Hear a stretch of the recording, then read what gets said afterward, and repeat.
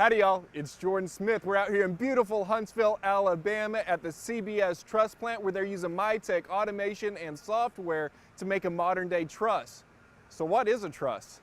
A truss is an assembly that is made out of two force members that are attached here at the nodes. So what I mean by a two force member is all of these web sections and these cords are only in compression and tension. So this is my top cord here.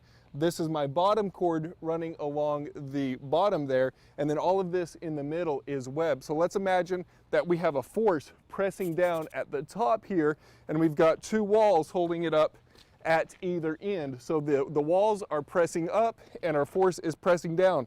These members here are going to be in compression because I've got the wall pushing this way and my load pushing this way, and it's offset by this side over here. So there's no twisting or bending moments at these nodes. You can imagine those as just a pin that can move back and forth. We want to keep everything in compression or tension. So these would be in compression, which means my bottom cord here is going to be in tension. So compression, tension, this would be in compression, this would be in tension, this would be in compression, tension, and so forth. So in 1955, a guy named John Calvin Jarrett invented this. This is the truss plate. It is a piece of metal that has a bunch of little spikes that are pressed out of it, and then they're pressed together and rolled over. That is the process that I want to show you inside. So to help tell the story in the easiest way possible, I'm just going to walk you through what a builder goes through and how to get the trusses designed, and then I'm going to take it through from what the wood goes through, and then the builder and the wood are going to meet up at the end with the full trusses on a truck and heading out the door. What MyTech allows us to do is for me as a builder to come in and say, here is my two-dimensional sketch.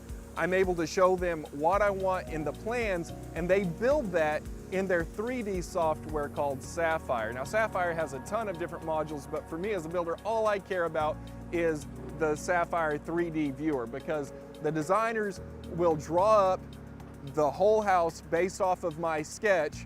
They'll also be able to throw in all of the different engineering requirements from code and other factors like wind load in my area.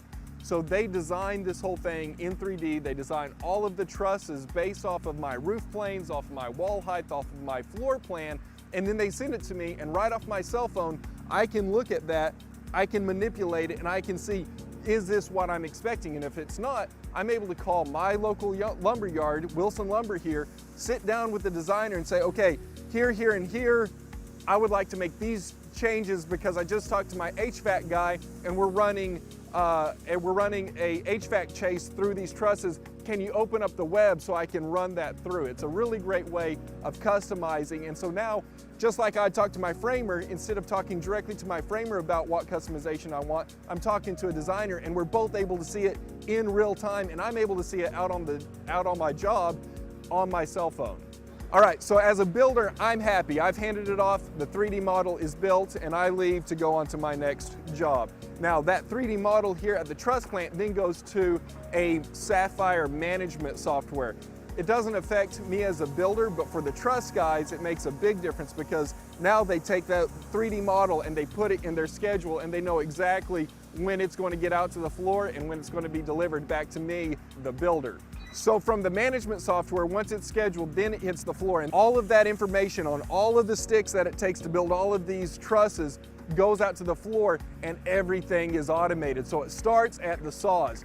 MyTech makes a few different types of saws. They make one called the Blade, and it's a 3-axis miter saw, just like maybe your DeWalt sliding saw, but everything is automated on it.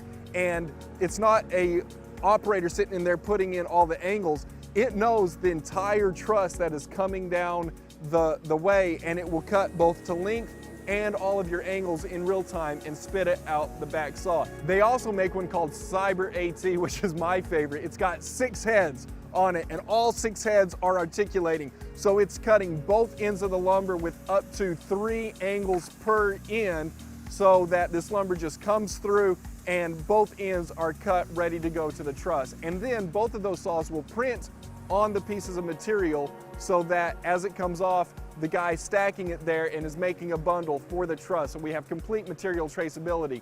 And because we're able to use the long pieces for the long trusses, and as it gets shorter and shorter, we also have the same type of saw making floor trusses. We're able to utilize most of the material here. There's very little waste coming out of this plant.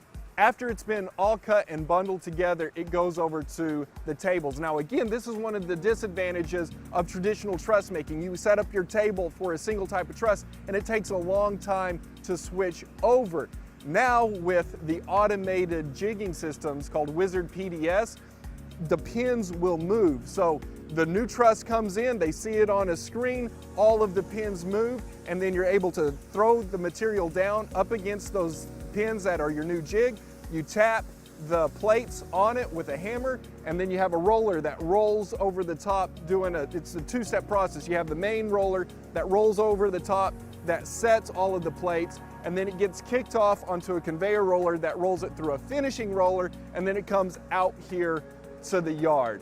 It is a really cool process that is cutting down the time of making trusses. They're able to get 9,000 board feet off of their automated table, where the best they could do with a manual table with their best crew was 5,000 board feet. So they were able to double their production. This means two things for me, the builder. Number one, it gets more economical to build, especially roof and floor structures. Much more economical than hand cut frames.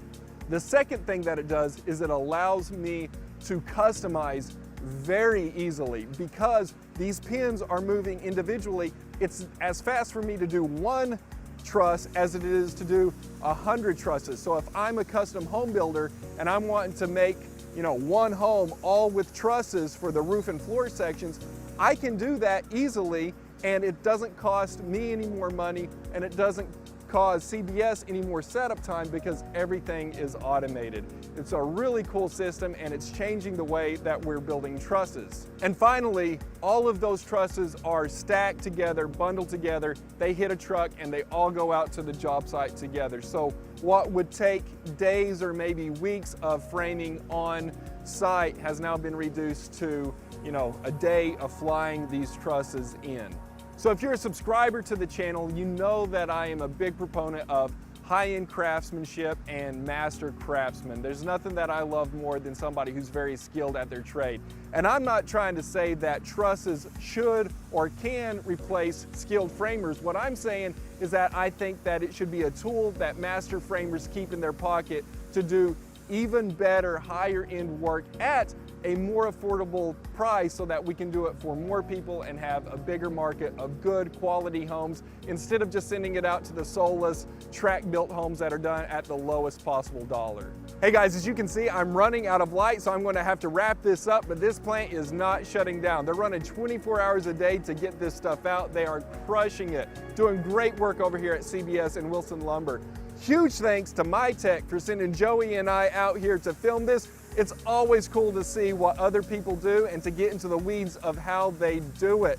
Comment below if there's any questions that I didn't have a chance to answer in this video. Comment below on what you think about trusses. Do you love them? Do you hate them? Where do you see the future of building going? Subscribe if we've earned it, and go follow me over at Instagram at Jordan Smith Builds, and we'll see you next time on The Build Show.